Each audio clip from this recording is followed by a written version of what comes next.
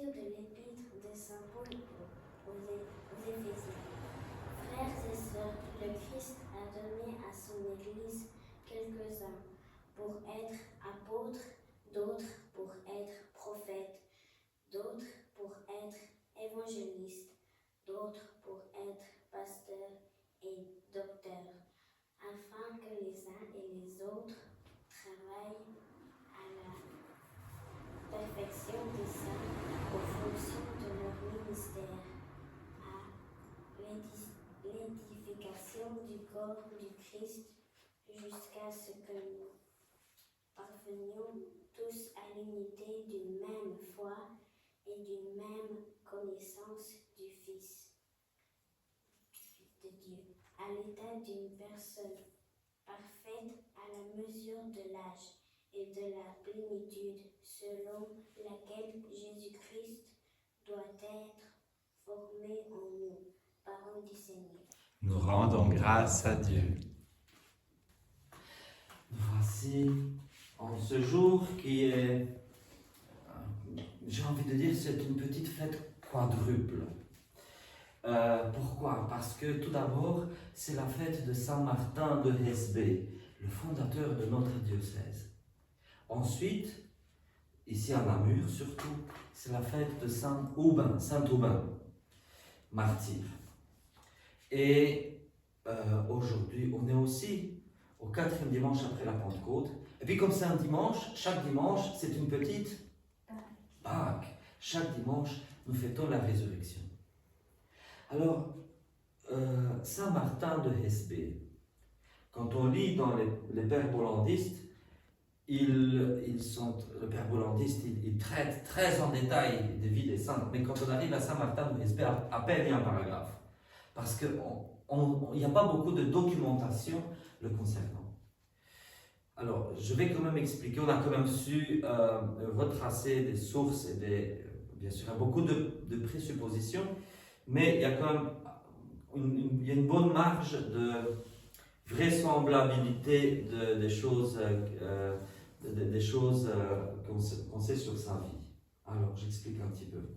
Ici, en Belgique, il y avait, avant tout au début, ou presque au début, il y avait les tribus celtiques, vous savez. Et puis les Romains ont conquis ces territoires, et puis les Germaniques sont arrivés aussi.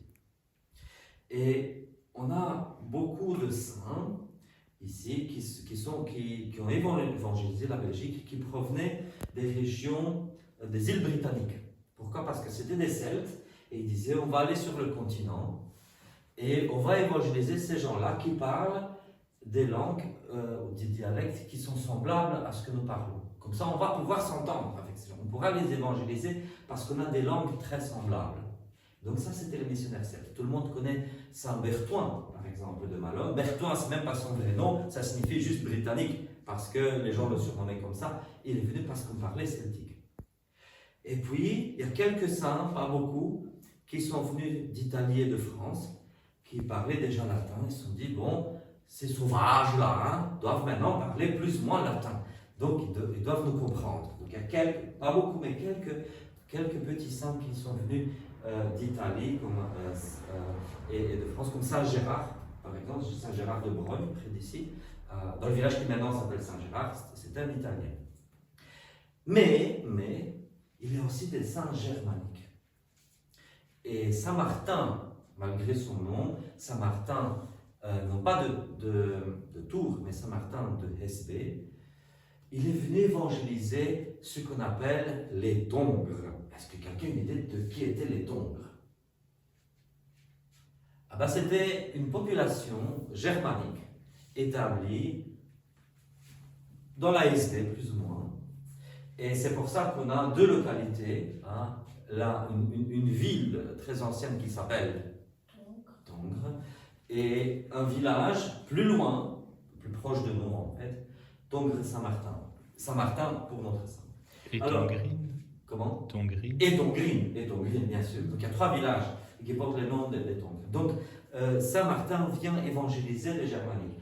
On ne sait pas exactement de quelle tribu il provenait exactement, Mais le raisonnement était le même. Ces gens-là doivent parler une langue qui est semblable à ce que je parle, donc je vais pouvoir les évangéliser.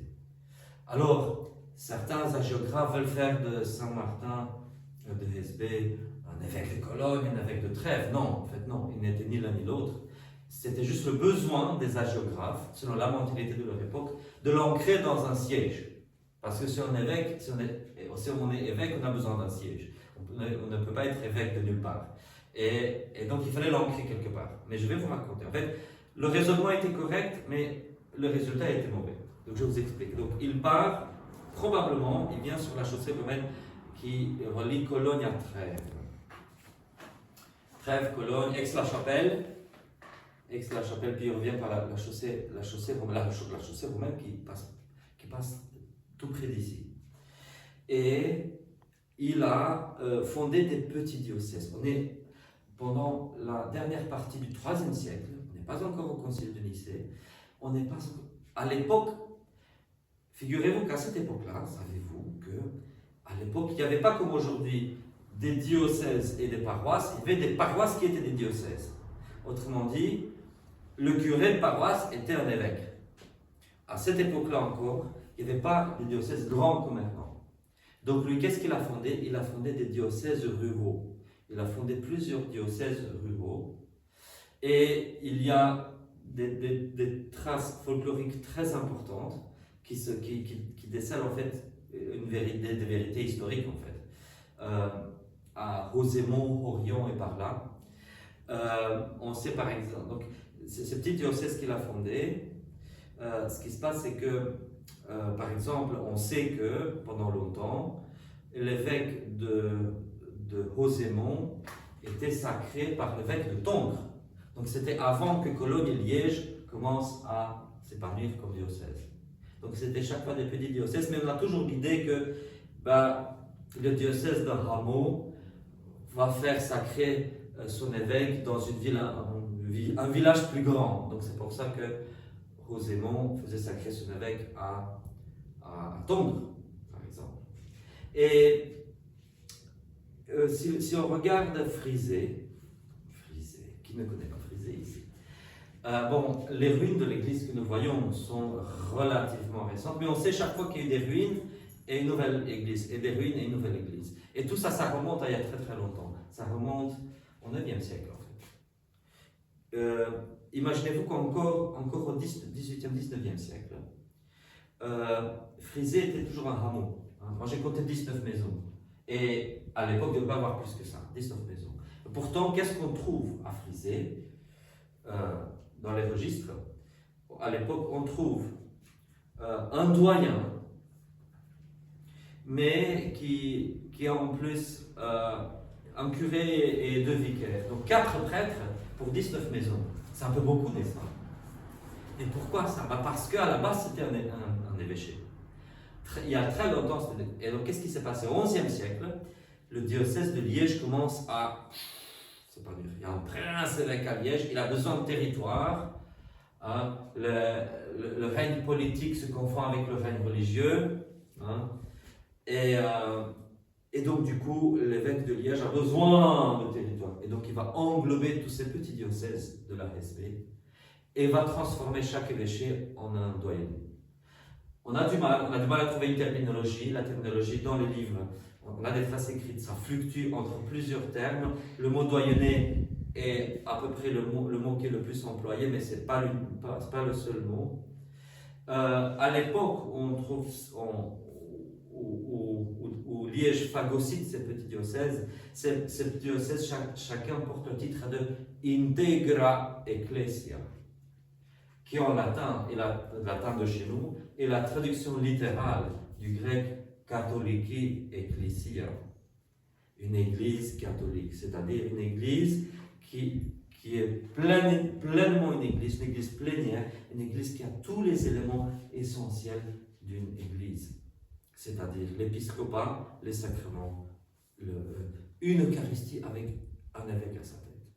Voilà. Et de là découle tout le reste. Donc voilà pour le petit précis historique. qu'est-ce que nous pouvons apprendre de la vie de Saint Martin de Hesbaye, le fondateur de notre diocèse? Parce que ce que nous avons fait ici il y a quelque temps, c'est qu'on s'est dit, on est une église ici, selon notre constitution, on est une église locale. Et qu'est-ce qu'on fait? Est-ce qu'on fonde un nouveau diocèse qui n'a jamais existé, ou bien on va refonder un diocèse qui a déjà existé? Et c'est pour ça qu'on a appelé ce diocèse le diocèse de la Terre aux Pierres en Hesbaye. La Terre aux Pierres, c'est vraiment le croisement des deux chaussées romaines, quelques kilomètres d'ici, près de Taviers. Et aujourd'hui, il n'y a plus qu'un champ, mais avant, il y avait des ruines là-dedans. On a excavé toutes les ruines, on les a amenées dans les musées, mais la Terre aux Pierres, c'est parce que c'était les ruines qu'on appelait ça. Et donc, voilà, c'est pour ça qu'on a refondé ce diocèse. Alors, je pose la question, qu'est-ce que nous pouvons apprendre de Saint Martin de Hesbaye?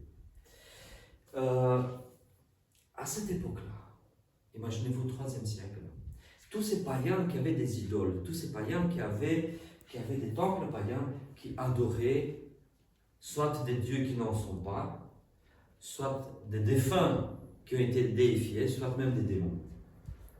Et les Celtes, par exemple, ils construisaient...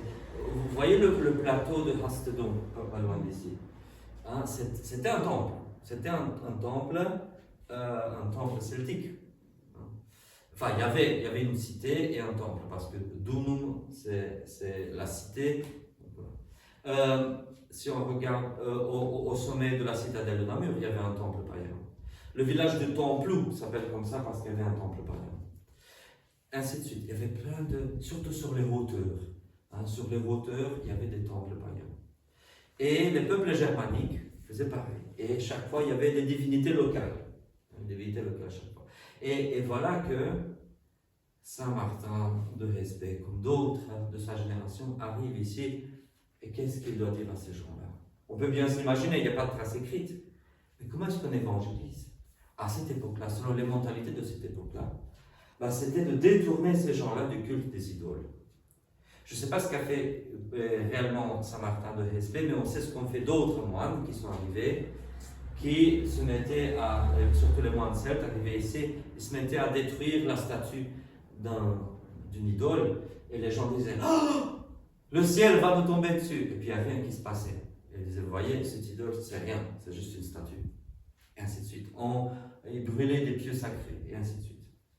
Et donc, c'est petit à petit que ces missionnaires qui sont arrivés ici ont dû dire à ces gens-là, attention, il n'y a pas de petit Dieu, il n'y a qu'un Dieu unique qui a créé le ciel et la terre, et ce Dieu-là n'est pas un lion, n'est pas un serpent géant, n'est pas un truc, c'est un Dieu invisible, mais qui s'est incarné, voilà, et qui est mort et qui est ressuscité. Et c'est comme ça qu'ils ont répondu à la foi chrétienne ici. Voilà pour la petite histoire de Saint Martin. Et qu'est-ce que nous devons apprendre de lui? Nous devons apprendre que nous devons être missionnaires, chacun à sa manière. Je ne dis pas que chacun de nous doit être, que chacun de vous doit devenir prêtre, diacre, évêque, que sais-je. Non, mais chacun peut évangéliser à sa manière, dans son milieu de vie. Amener les gens à la connaissance du Christ, amener les gens à la vie de la Trinité. La vie de la Trinité, c'est ça l'Église, c'est ça faire l'Église. Nous communions au corps et au sang du Christ, nous vivons de la vie de la Trinité. Amener les gens à cet amour, à cette vie divine, à cette vie divine. Ne vivons pas comme les mouches. Ayons une vie avec un but, une vie remplie de Dieu. Dieu nous a créés, non pas, on dit souvent que Dieu nous a créés pour le servir, mais non, Dieu n'a pas besoin de notre service. Dieu n'a pas besoin de... Dieu nous a créés pour nous. Mais si Dieu nous a créés pour nous, c'est pour que nous vivions de la vie divine. Voilà. Saint-Aubin, je vais dire juste un petit mot, je ne vais pas m'étaler. Saint-Aubin, si j'ai bon souvenir, a été martyrisé dans un pays très lointain d'ici. Il y a une ville en Angleterre qui porte son nom, et aujourd'hui, St. Albans, la ville de Saint-Aubin en Angleterre. Il va y avoir aujourd'hui une très grosse procession et je ne sais quoi, avec beaucoup de chanoines, et de prêtres, de tout ça, tout ça. C'était un martyr. Et puis, il y a un comte de Namur qui a acquis des reliques de Saint Thomas pour pouvoir se faire une cathédrale. Voilà, toute l'histoire. Donc Saint Thomas est populaire, non pas parce qu'il a vécu ici, mais parce qu'on a acheté ses reliques, une partie de ses reliques pour pouvoir faire une cathédrale. Voilà, pour ce qui est de Saint Thomas. Et sachez aussi qu'au centre de Namur, il n'y a pas que la cathédrale Saint Thomas, il y a aussi une petite église, un peu plus grosse que celle-ci. On entre, je pense que c'est dans près de la rue de la Blanchisserie, par là quelque part, dans une rue vraiment au centre, et on entre dans une cour. Ça a l'air de rien, ça a l'air juste une maison, il y a une cour, il y a une porte d'entrée, et dans la cour, il y a une petite église aussi, dédiée à Saint-Aubin. Voilà, où j'ai été il y a des années. Une très très belle et jolie. Donc il y a déjà 2 églises Saint-Aubin, voilà. Parce qu'une n'était pas suffisante, n'est-ce pas? Et voilà, avec ça, je vais vous laisser.